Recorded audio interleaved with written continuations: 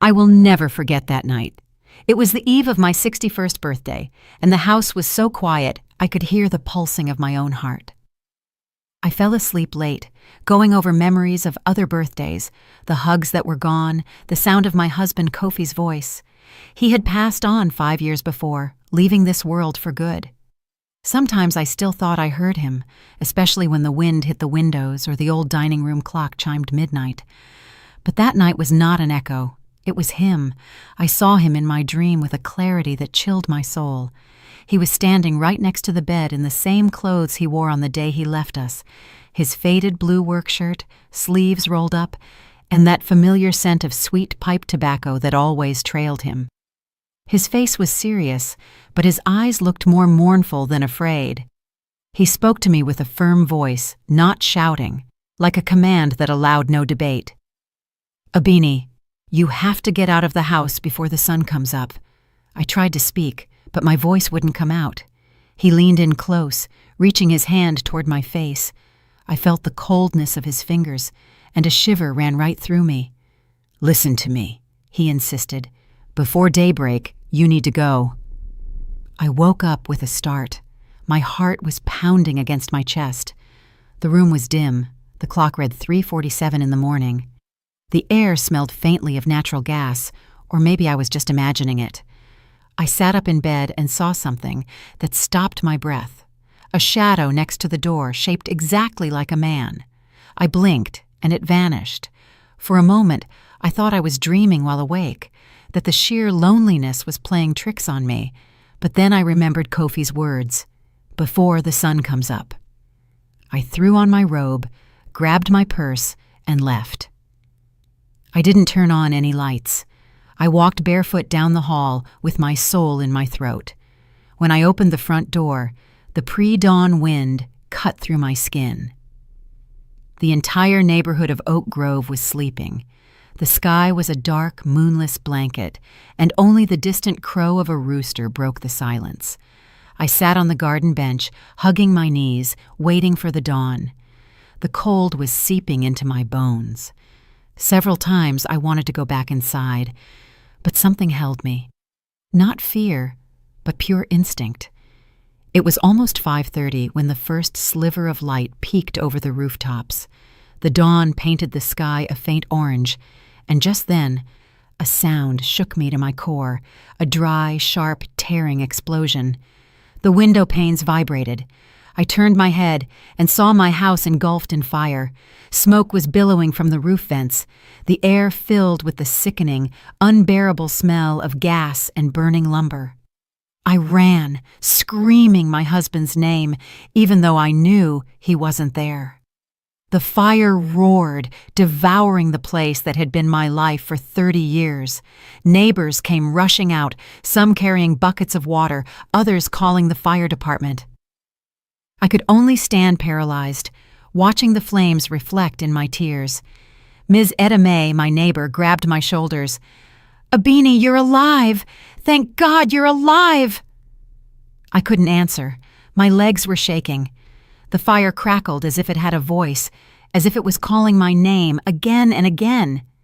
And through the roar of the flames, I thought I heard a phrase, clear, precise, unmistakable. "Told you so, Abini." I covered my mouth to keep from screaming. The voice came from inside the house, from where our bedroom had been. It was Kofi's voice. The firefighters arrived minutes later, but the damage was already done. The walls crumbled. The furniture burned like memories impossible to save. Everything Kofi and I had built was being consumed before my eyes. The heat was so intense, I had to back away. One of the firefighters approached me. "Ma'am, did you live here alone?" I nodded. "You were lucky to get out in time. If you had been inside—" His voice trailed off. He didn't need to finish the sentence. Kofi had saved my life. Again. When the fire was out, the sun was fully risen. The rays illuminated the smoking ruins. For a moment, among the ashes, I thought I saw a silhouette standing motionless, looking toward me. It was him, Kofi, in the same blue shirt, the same sad look. He smiled slightly and vanished into the smoke. I dropped to the ground, trembling. I didn't cry yet. No, I just felt a deep hollowness, as if the last years of my life had been ripped away all at once. And while the firefighters worked, an idea began to grow in my mind. This hadn't been an accident. The fire started in the kitchen, but the gas doesn't just turn on by itself. I had checked everything before going to sleep, and I remembered something else. The afternoon before, my son, Amari, had stopped by the house with his wife, Zola, just to say hello. They had been in the kitchen. Amari said he wanted to fix an oven knob. Zola, meanwhile, kept talking to me with that fake smile that always gave me the chills. The fire hadn't taken my home. It had opened my eyes. That morning, while the neighbors murmured and the firefighters filed their report, I looked at the smoke rising to the sky and whispered, "Thank you, Kofi, for warning me, for not letting me die in the middle of their lies." What I didn't know yet was that the fire hadn't been the end of anything, but the beginning of a much darker truth, a truth that would forever change the way I looked at my own son. The smell of smoke didn't leave my hands for days. I could wash them over and over, but the scent of the disaster lingered, impregnated on my skin, in my memory, in every corner of my mind. I had lost the home where my children grew up, where I slept next to the love of my life, where every wall told a story. But the greatest pain wasn't the material loss, it was the silent certainty that someone had wanted to see me die. That morning, the firefighters allowed me to get close to the wreckage. I wore a scarf covering my mouth to avoid inhaling the dust, and still the air burned in my throat. The team leader, a robust man with a grave voice, explained that the fire had started in the kitchen. "A gas leak, Ms. Abini. The oven valve was probably left open," he said without looking me in the eye. I nodded, though something inside me screamed, "That's impossible!" I was overly meticulous. Ever since Kofi died, I checked the gas 3 times before bed. Sometimes I even took a picture to ease my mind. I had done it that night, too. I remembered perfectly closing the valve, feeling the click under my fingers. Something was very wrong. Among the debris, I recognized the blackened remains of the dining room set. There, among the shadows, a piece of glass shone. It was a picture frame, half melted by the heat. I carefully picked it up.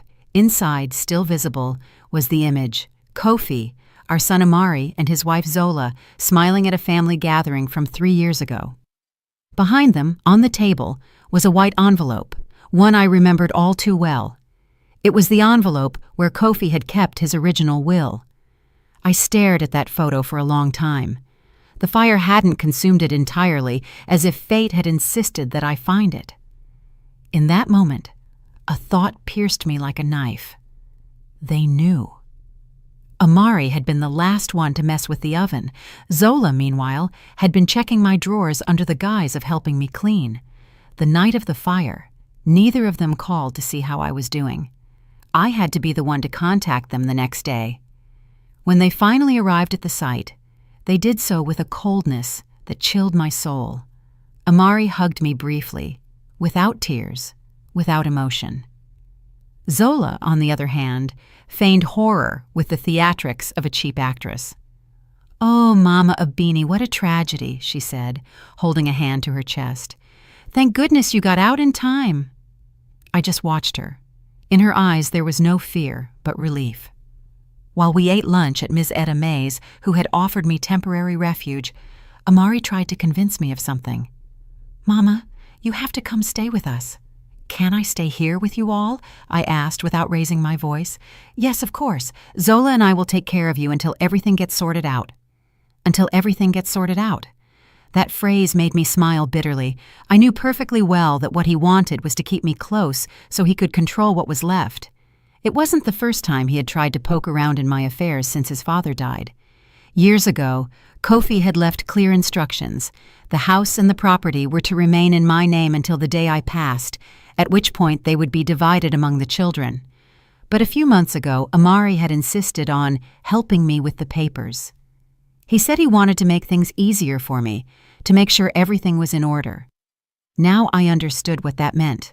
I agreed to go with them, though inside I was boiling, not with hatred, but with a dangerous curiosity.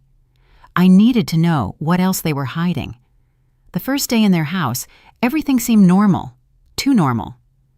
Zola smiled at every turn, made me coffee, and showed me the guest room. "We made some arrangements, Mama Abini, so you can feel right at home." "Thank you," I replied, suppressing the tremor in my voice. At night, however, something kept me awake. I heard whispers in the hall, footsteps stopping in front of my door. Sometimes I thought I heard the sound of a key turning slowly, as if someone was testing the lock. One morning I opened my eyes and saw a shadow pass under the door. Zola. I recognized her by the perfume. I pretended to sleep. I heard her open my purse and rummage through my things. When she left, I got up slowly. The drawer of my nightstand was slightly ajar. The set of property keys was missing.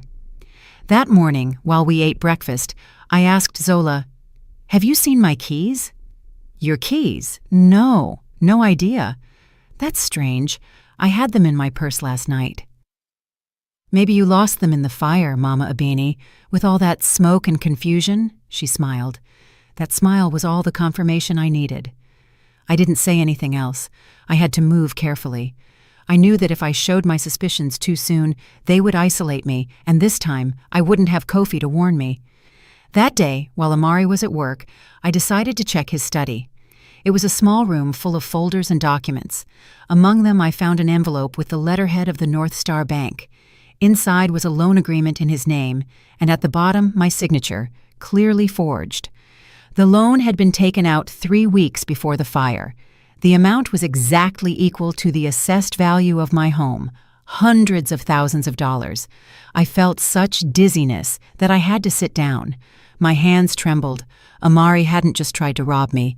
He had already taken out a second mortgage on my house, as if I were already gone. I put the document in my purse. That night, when he returned, I pretended everything was fine. He asked me to tell him again what the fire was like, with a strange insistence. "Are you sure you didn't leave the gas open, Mama?" he asked, looking down. "I'm certain, son. You know I'm careful." "Yes, of course," he muttered. Inside, I was boiling with pain. I couldn't understand when my son had become a stranger. I remembered when, as a boy, he used to bring me flowers from the garden, when he cried if I got sick. Where was that child now? When did I lose him? That night, I prayed for the first time in months. I didn't ask for vengeance. I asked for clarity. And just before falling asleep, I felt it again. The same smell of pipe tobacco, the same low murmur of Kofi next to my ear. "They ain't through with you yet." I woke up sweating, and in that instant, I knew. The fire had been only the first attempt. When I agreed to stay at my son's house, I did it for one reason only. I needed to watch them operate up close. It wasn't love or fear, it was strategy. At this point, the pain had stopped hurting and had turned into pure clarity. A woman who has survived a fire learns to read the embers before they even ignite. Zola seemed delighted to have me there. The first day, she made me breakfast, took me to the pharmacy, and even bought me a new blanket so I would sleep warm. "Mama Abini, you deserve it," she said with that smile that never quite reached her eyes. Her kindness was a perfect mask, and behind it hid something she could no longer disguise: impatience. Amari, on the other hand, avoided staying home much. He greeted me with mechanical affection, like someone fulfilling a duty. Sometimes I saw him leaving before dawn, cell phone in hand, and returning smelling of liquor and someone else's perfume. I pretended to sleep, but my ears, accustomed to long silences, heard everything. One afternoon, while Zola was cooking, the doorbell rang. She dried her hands quickly and peered through the window before opening. "Who is it?" I asked. "Amari's accountant," she answered nervously. "He's just dropping off some work papers." The man entered without looking at me. He carried a leather briefcase and an expression of haste. He left an envelope on the table, exchanged a few words with Zola, and left. But what caught my attention was that she ran to hide the envelope in her purse. That same night, when everyone was asleep, I got up quietly. The purse was on a chair next to the door. I opened it carefully. Inside, besides makeup and keys, I found the accountant's envelope. and within it, a copy of Kofi's falsified will. I couldn't stop my hands from trembling. The document had my name, but the signature wasn't mine. The handwriting was clumsy, unsteady, almost childlike.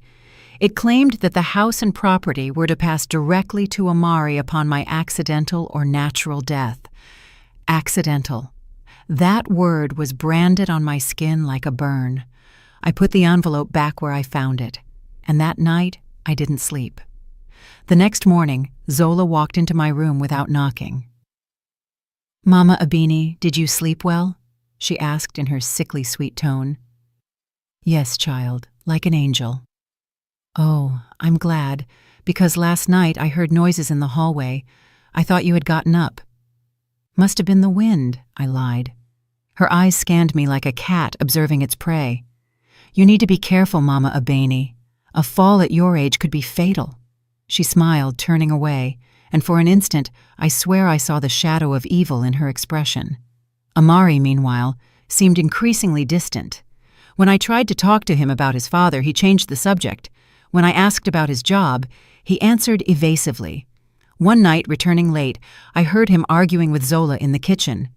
"I told you it wasn't the right time," he muttered. "And when will it be, Amari?" she shot back. "We can't keep waiting." "Keep your voice down, for God's sake. She might hear you." "So what? She can barely climb the stairs. She won't last much longer." My soul shriveled. My own children were planning my end.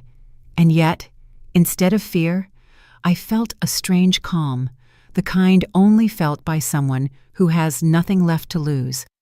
The next day, I faked a faint. I fell in the hallway while Zola was on the phone. Her reaction was instantaneous. She ran toward me, but not to help. "Amari!" she screamed. "Hurry up!" He rushed downstairs. He grabbed my shoulders, pale. "Mama! Mama! Can you hear me?" I opened my eyes slowly. "It was just dizziness, son. Don't worry." The family doctor came to check on me. "Nothing serious," he said. "Stress, probably." But the effect was exactly what I was looking for. Zola and Amari dropped their guard. They started talking less carefully, believing I was weak. And that's how I learned what they were really plotting. One night, I heard the phrase that turned my blood to ice. Zola, whispering low, said, "If we do it with the gas again, nobody will suspect a thing." Amari replied, "No, we can't repeat that. This time, it has to look like a fall." I covered my mouth to keep from screaming. They had tried to kill me once, and they planned to do it again. The next morning, I acted as naturally as always. I smiled, cooked, and even thanked them for taking care of me. Zola hugged me with feigned tenderness. "How lucky we are to have you here, Mama Abini." "Yes," I replied serenely, "and how lucky I am to be alive." She laughed, not understanding. But that very afternoon, I received an unexpected visitor. It was Elias Thorne, the attorney who had drafted Kofi's will. "Ms. Abini," he said in a low voice, looking around. "I need to speak with you privately." Zola immediately approached. "Is something wrong?" she asked. "Just an old paper matter," I replied. "Don't worry." We went out to the yard. Elias pulled an envelope from his briefcase. "This is your husband's original will." "How did you get it? I thought it was lost in the fire." "I kept it safe at the office. Your son came to me 2 months ago with another document, but I smelled a rat." I looked him in the eyes. "What did that other document say?"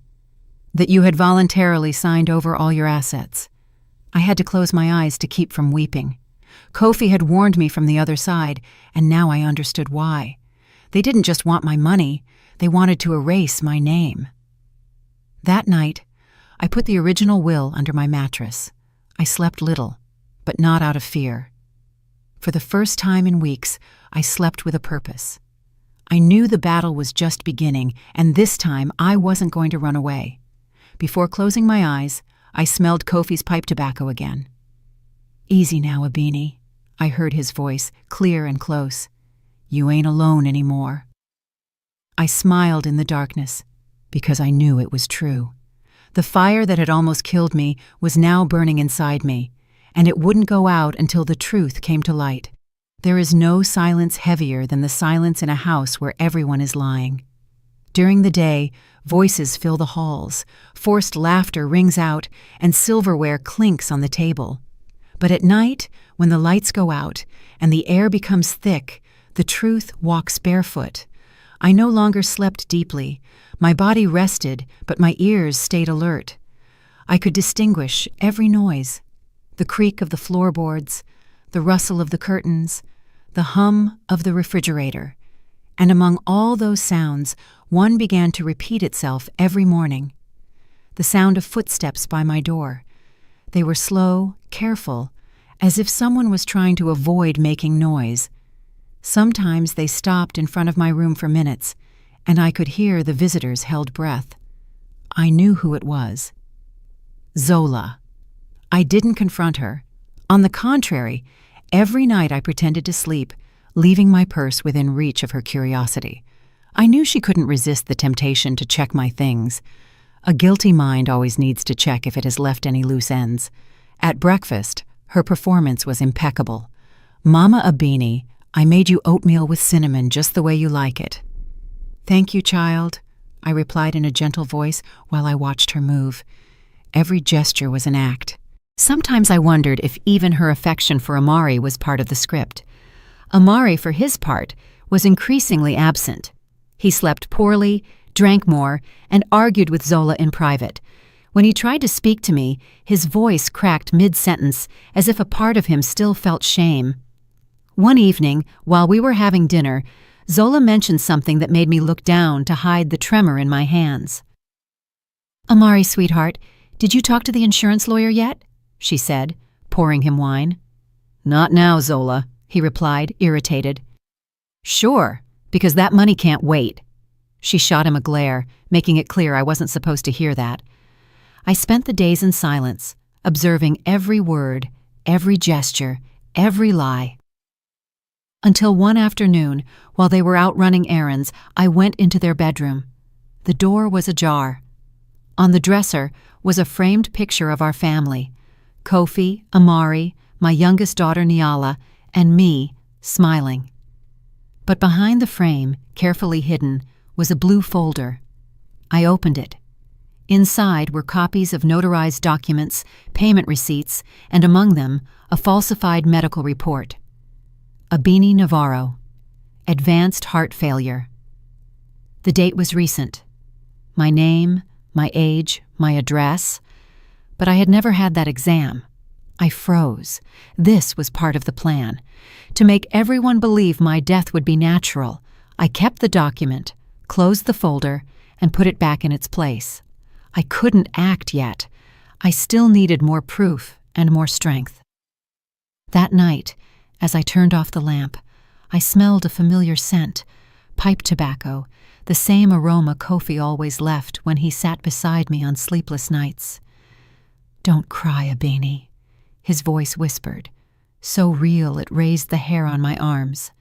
"Fear no longer belongs to you." I closed my eyes, letting the tears fall silently. I knew that somehow he was still watching over me. The next morning, I decided to go for a walk. I hadn't had fresh air in weeks. As I walked through the neighborhood park, I ran into Ms. Etta May. When she saw me, she hugged me tightly. "Abini, you don't know how I prayed for you. That fire was the devil's work." "Yes," I replied, looking at the ground, "the devil with a last name." She looked at me in surprise. I asked her not to ask any questions, but just to help me with something. I handed her the envelope with the original will and asked her to keep it at her house without telling anyone. "Please, Etta May," I pleaded. "If anything happens to me, take it directly to the attorney, Elias Thorne." Her eyes welled up. "Are they threatening you?" "Not yet," I said, "but they will." When I returned home, Zola was waiting for me in the living room. "Where were you, Mama Abini?" "Just walking a bit. I needed air." "You should have let us know. We were worried." "Were you really?" I asked, smiling. "I didn't think anyone here worried about me." Her smile vanished. In her eyes, I saw a flicker of irritation. Just a second, but enough to confirm she knew something was changing. That night, I pretended to have chest pain. I groaned just enough to wake Amari. "Mama, what's wrong?" he asked, alarmed. "Nothing, son, just a little pressure." Zola ran to get a glass of water while I watched her face. There was no fear in her, only contained anxiety. "We should take her to the hospital," Amari said. "No need," I replied calmly. "I'm fine." And then, seeing them argue, I understood that their alliance was starting to break. The weight of guilt was separating them, and I was going to use it. The next day I showed up at Elias Thorne's office without warning. I brought the falsified document I had found. When he compared it with the original, he shook his head. "This is a serious felony, Abini. Do you want to proceed legally?" "Not yet," I replied. "Not yet." "Why wait?" "Because I want to see how far they're willing to go." Elias looked at me with respect and perhaps a little fear. He knew that behind my quiet voice, something bigger was brewing. That night, Zola was near my door again, but this time, when she turned the knob, I was already awake. I waited for her to enter. She walked toward my purse and clumsily opened it. Then I turned on the lamp. "Looking for something, Zola?" Her face went pale as she jumped. "Oh, Mama Abini, you scared me. I just came to see if you needed anything." "At 2 a.m? How thoughtful." We looked at each other in silence. The air was thick, almost unbreathable. I didn't blink. She didn't either. During that eternal minute, she understood that I knew everything. "You should get some sleep, Zola," I finally said, my voice low. "Tomorrow is going to be a long day." "Why do you say that?" "I just have a feeling." She turned and left without another word. I locked the door, leaned my back against it, and took a deep breath. The fear was gone. In its place, a strange calm had been born, the kind of calm that only precedes the storm. And as the dawn painted the sky gray, I promised myself that everything would soon be over. I would no longer be the woman who ran from the fire. I would be the one who started it. They say silence is the language of the wise. I learned it's also the weapon of the survivor. After so much time living surrounded by lies, I understood that sometimes the best way to attack is to pretend you're already defeated. I began my performance one ordinary morning. During breakfast, I let my coffee cup drop. The hot liquid burned my hand, but I showed no sign of pain. Zola ran toward me, feigning concern. "Mama Abini, what's wrong?" "I don't know, child. Lately, everything just slips out of my hands." Amari looked at me, frowning, worried, but not so much for my health as for the possibility of his plan getting complicated. I lowered my head, took a deep breath, and coughed dramatically. It was the start of my little theater. Over the next few days, I began to fake symptoms: dizziness, weakness, lack of appetite. Zola shadowed me every step, smiling, helpful, and increasingly confident. She gave me my medication, little white pills that I held under my tongue and then flushed down the toilet. I didn't know what they were, but I didn't need to check to understand they weren't vitamins. Amari began to be absent more frequently. He said he had work, but I saw him arrive before dawn with a tense face. Guilt was eating him alive, and all I had to do was wait. That waiting was my best ally. While they thought my mind was fading, I was gathering evidence. I recorded their conversations with a tiny device hidden in my robe. I saved copies of the forged documents, and when I had everything, I wrote a letter in my own handwriting addressed to attorney Elias Thorne.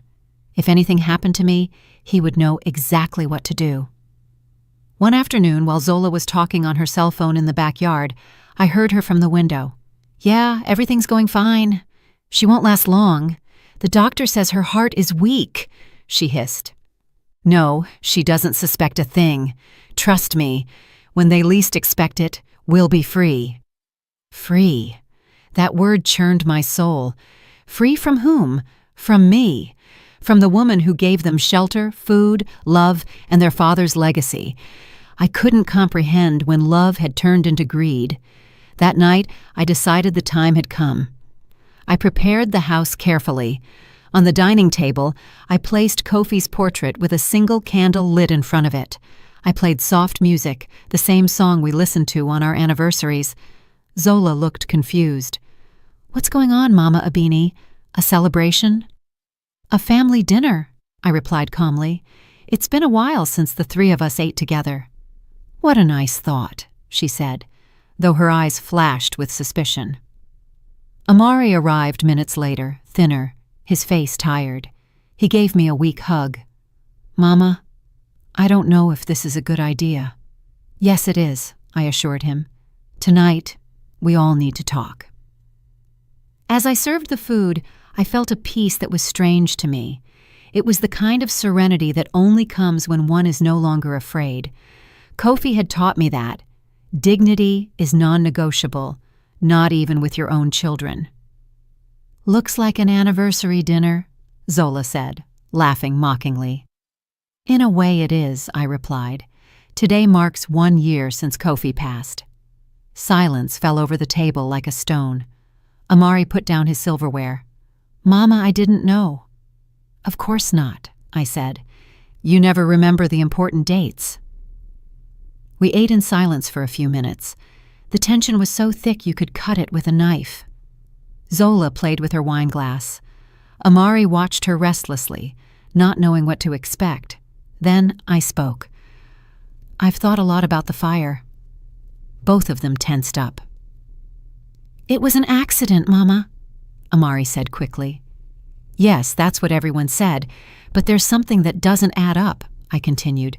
"I checked the gas that night. I closed it with my own hands." Zola laughed nervously. "And what are you suggesting, Mama Abini? That someone tried to kill you?" I looked her in the eyes. "I'm not suggesting it, Zola. I know it." The silence that followed was endless. Amari watched me with a distorted face. Zola tried to hide it, but her eyes betrayed her. "You have no proof," she said, clenching her teeth. "On the contrary," I replied, "I have all of it." I pulled a folder from my pocket. Inside were the recordings, the copies of the forged loan, the photos, and Kofi's original will. Amari went white.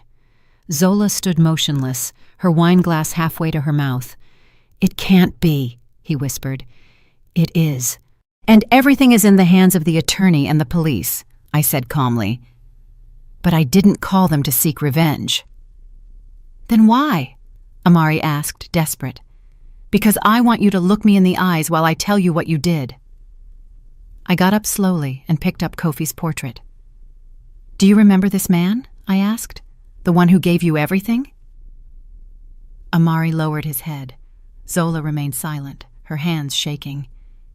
"He trusted you," I continued, "and you, instead of honoring his memory, tried to destroy the little I had left." Amari burst into tears. Zola tried to stand up, but her legs were trembling. "I don't understand," she murmured. "How did you find out?" "He told me," I replied. Both of them looked at me confused. "Who?" Amari asked. "Kofi? Dad is dead!" Zola yelled, losing control. "Oh, yes? Then explain how I knew to run out of the house that night." The wind blew hard, and one of the candles went out. The air turned icy cold. Zola hugged herself. Amari looked around, frightened. "Mama, what are you doing?" "Nothing, son. Just closing a chapter." In that moment, the dining room door opened by itself. A cold blast of air swept through the room, making the flames of the candles flicker wildly. No one spoke. Zola put a hand to her chest. Amari stood up. "It must be the draft," he stammered. I smiled. "Yes, the draft, or Kofi." I looked at the portrait, and for a second, I swear I saw his smile move, barely perceptible. The shadow of his silhouette seemed to reflect on the wall.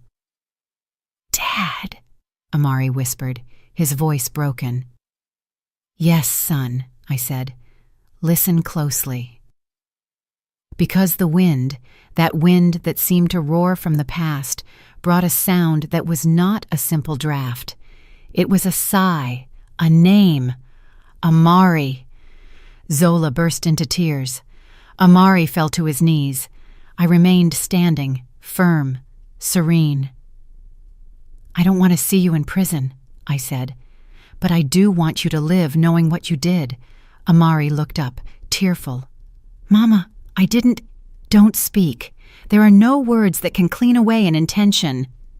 The clock struck 9. I put out the candles one by one. "This dinner is over." "And what are you going to do now?" Zola asked, trembling.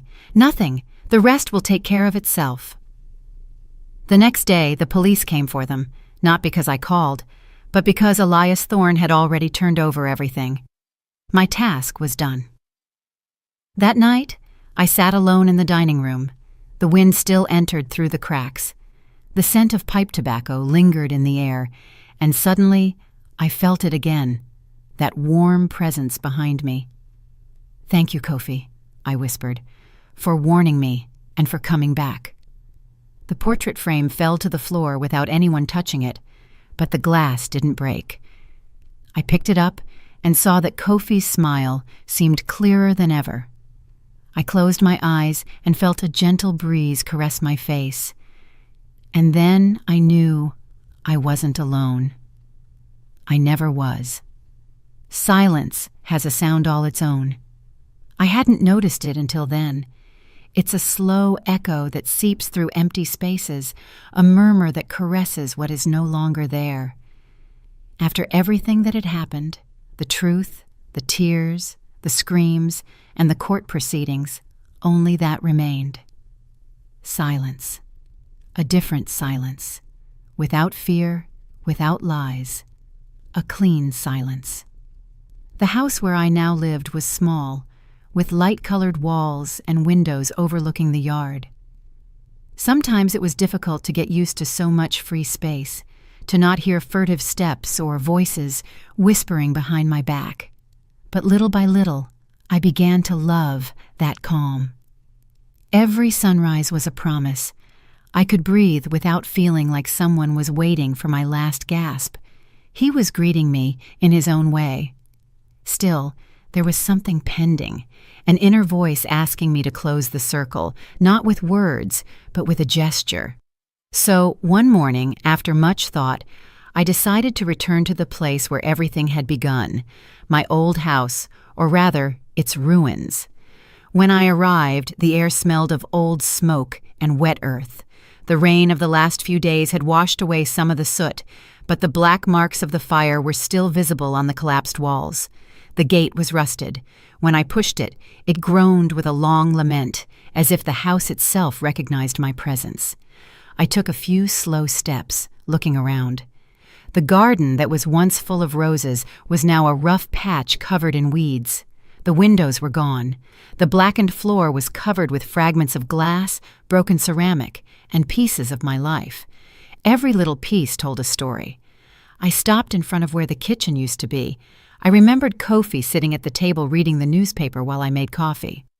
"Abini, you know what I like most about coffee?" he used to say. "What?" I'd reply. "That it smells like home." I smiled, though tears burned in my eyes. There was no coffee this time, just the sour smell of the past. I walked toward the hallway. The walls, or what was left of them, were covered in ash. The frame of a door still stood, like a lonely arch, resisting oblivion. The wind blew softly, lifting the dust in small swirls, and that's when something caught my eye, a flash among the debris. I crouched down with effort. My body ached, but my soul urged me on. I pushed aside the pieces of wood one by one until my fingers touched something cold and metallic. It was a ring. My heart stopped for an instant. I lifted it carefully, and when I saw it, a sob escaped me uncontrollably. It was Kofi's wedding band, the same one he wore the day we got married, with the tiny inscription inside, a K. It had survived the fire, the time, the forgetfulness. It was as if Kofi were telling me that despite everything, love can also withstand the flames. As I held it between my fingers, I remembered the day he first put it on me. It was a warm December afternoon. We were young, naive, happy. Kofi was shaking more than I was. "I don't know if I deserve this much," he told me, "but I promise to learn how." I laughed and answered, "Love isn't deserved, Kofi. It's cared for." Years later, through everything we went through, that phrase came back to me again and again. And now, standing among the ruins, I understood that we had kept our promise. We had cared for each other, even after death. I continued walking among the remains, searching without knowing exactly what. Something inside me told me that there was still one hidden truth, and I found it. Under a fallen beam, almost buried, was a small metal box. I pulled it out with trembling hands. It was blackened, dented, but closed. I opened it. Inside were several envelopes and a letter. The top envelope had my name on it, Abeni. I immediately recognized the handwriting, Kofi's, the same hand that had filled so many small notes stuck to the mirror, the same hand that wrote to me when we argued, "I'm waiting for you on the porch. I won't sleep without your forgiveness." The paper was yellowed, but the words were still there, intact. Abeni, if you're reading this, it's because life took you further than we imagined. Don't be afraid. Fear does not belong to you. Courage does. If the fire ever touches your life, remember that fire purifies, it does not destroy. Don't let anyone steal your faith, not even the ones you love, because true love doesn't hurt. It teaches. I will be with you where the wind stops and silence embraces you. Your strength will be my peace. My tears fell onto the page, blurring the words but honest. I spoke to him in a low voice, my soul open. "Oh, Kofi, even in your death, you continue to guide me." Under that letter was a smaller one, wrapped with a red ribbon. Inside, an old key and a short note, almost a written whisper. "For when everything ends, you deserve to start over." I didn't understand. I put it in my coat pocket along with the ring. I knew that at some point I would discover its purpose. That afternoon, attorney Elias Thorne called me. His voice sounded different, as if he too held a secret. "Abeni, there's something I didn't tell you before." "What is it?" "Kofi left an account in your name." "An account?" "Yes. It holds funds and documents that he asked me to safeguard.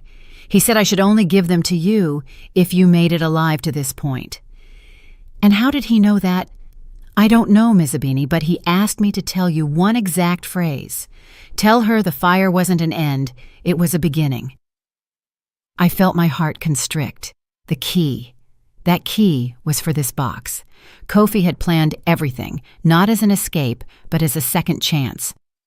That night, I returned to the ruins for the last time. I brought the ring, the key, and the letters with me. The sky was clear, and the moon illuminated the lot like a silver lamp. I sat on the fallen wall of what was once our bedroom. The air was cold, but it didn't hurt. It smelled of earth, ash, and pipe tobacco, that unmistakable aroma. "Is that you, Kofi?" I whispered. There was no answer, but the wind suddenly stirred, soft and enveloping, like a caress on my hair. I closed my eyes and felt him so close that my soul trembled. "You are free now, Abeni." The voice didn't sound outside, it sounded within, inside my chest, inside my memory, inside everything I once was. I opened my eyes. The sky was dawning. The horizon was burning with pink tones, and for an instant, the fire of the past turned into pure light. Then I understood. Kofi never asked me to run from the fire. He asked me to seek the sunrise. I stayed there until the sun was high. Every ray was a blessing, a new breath for the soul. When I finally stood up, I looked back one last time. The ruins no longer seemed like a tomb to me. They were a testament. What burns doesn't always disappear. Sometimes it is reborn different. I walked back slowly along the dirt path. The birds were singing, and the air smelled of promise. In my pocket, the key seemed to vibrate as if it had its own pulse. I knew I still had one step to take, opening that new door. That afternoon, I went to the bank, handed over the key and the number Elias had given me, and waited. The manager returned with a small safe deposit box. Inside was a folder, a deed, and a final note. Abini, this oceanfront land belongs to you. It is our refuge. Go there when the noise of life wears you out. Your freedom begins there. I couldn't stop the tears. Kofi had planned everything, not as an escape, but as a second opportunity. That night, back home, I lit a candle next to Kofi's portrait. The fire danced, reflecting his smile in the glass. I spoke to him softly. Thank you for not letting me die, for teaching me that even fire can have a soul. I blew out the candle with a sigh. The darkness no longer scared me because the light was still on inside me. And as the wind came through the window, carrying the scent of tobacco and sea salt, I felt Kofi walking beside me, silent and satisfied. The fire separated us, my love, but the truth brought us back together. Sometimes life takes everything away from you so you can learn to look at what's essential. I understood that when I stood before the ocean, with empty hands and my soul finally at peace. Months passed since the night the truth came to light. Months in which I learned to breathe without fear, to sleep without locking the doors, to speak without trembling. I lived in the small house Kofi had left for me on that oceanfront land I never knew existed. A simple white cottage with big windows and the smell of new wood. From my room, I could hear the waves breaking against the rocks and the cry of the seagulls at dawn. The sea became my companion, and the wind, the messenger of everything that isn't said but felt. Every day began the same way. I woke up early, lit a candle in front of Kofi's portrait, and opened the windows to let the breeze in. I was no longer afraid of the smell of smoke or the sound of doors moving with the air. Now I knew they weren't signs of death, but reminders of life. It was him saying hello in his own way. At first, the solitude hurt. I was used to serving, caring for, and living for others, and suddenly I had to learn to live for myself. It was hard to accept that my house was empty, that there were no foreign footsteps or voices feigning affection. But with time, I understood that silence wasn't a punishment. It was a gift. I started writing in a new notebook with blue covers, not to remember the past, but to be grateful. I jotted down small things, the smell of warm cornbread, the sound of the ocean at dawn, the calmness of not having to lie, and a phrase I repeated every morning. I survived the fire, and I learned to love the embers. One day, while I was watering the flowers, a young man from the town approached me. It was Elijah, the son of a fisherman who lived nearby. "Are you Ms. Abini?" he asked shyly. "Yes," I replied. "My daddy told me about your story. He said you overcame the fire." I smiled. "I didn't overcome it, Elijah. I just learned not to fear it." Since then, the young man began to visit often. He helped me with groceries, fixed things around the house, and stayed to chat in the afternoons. He was noble, curious, and full of life. Sometimes he reminded me of Amari when he was little, before greed stole his innocence. One afternoon, I told him part of my story, not all of it, because some wounds shouldn't be opened twice. He listened in silence, and in the end, he said something that struck me. My daddy always says that people who survive a fire don't ever burn again. They just shine different. I looked him in the eyes and knew he was right. Little by little, I began to redecorate my new life. I hung curtains I had saved from the fire. I restored an old chair I found at the market and planted white roses in the garden. I called them the Daughters of the Fire. Every time they bloomed, the air filled with perfume, as if life wanted to remind me that beauty can also be born from ash. I started receiving visits from women in the town, many of them widows or elders like me. They came for tea, to chat, to laugh. At first, they called me the Lady of the Fire. With time, they just called me Sister Abini, and without intending to, I became a refuge for those who, like me, had lost something, but still had the will to live. One December night, right on the eve of my birthday, I sat facing the sea. It was the same date Kofi had appeared to me in my dreams that fateful year. The sky was clear, and the stars seemed closer than ever. I lit a candle next to me and closed my eyes. "Thank you, my love," I whispered, "for not letting me fall, for continuing to guide me." The wind blew softly, and the candle flame tilted without going out. The scent of pipe tobacco appeared sharp and enveloping, like a familiar caress. I smiled. I didn't need to see him to know he was there. "I promise I will keep living, Kofi," I said, looking up at the sky. Not out of obligation, but out of love. At dawn, the sea was calm. The sun emerged from the horizon with a golden glow that seemed to set the water on fire without burning it. I stayed watching that image, realizing that this was the true fire Kofi told me about, the one that doesn't destroy, but transforms, the one that purifies the soul. I stood up, took a deep breath, and felt a lightness I hadn't felt in years.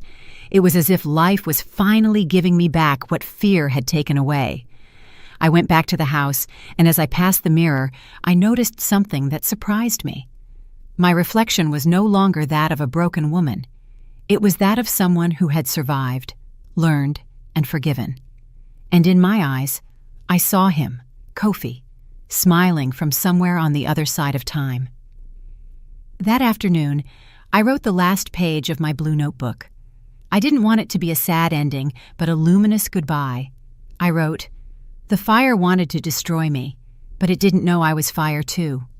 Kofi saved me once, but after that, I had to save myself. And now, when the sun rises and the sea shines, I know we are still walking together, him in the heavens and me on the earth." I closed the notebook, put out the candle, and sat by the window. The wind brought the aroma of roses, and for an instant, I thought I heard a voice, distant, serene, warm. "Told you so, Abini. The dawn always comes after the fire." Did you like the story, and which city are you listening from? Let's meet in the comments. If you liked the story, you can support me by sending a super thanks so I can keep bringing more stories like this. Thank you so much for your sweet support. I'm looking forward to your comments on the story. On the screen, you can see 2 new life stories that I highly recommend. There's so much more on my channel. Don't forget to subscribe. See you in the next life story with love and respect.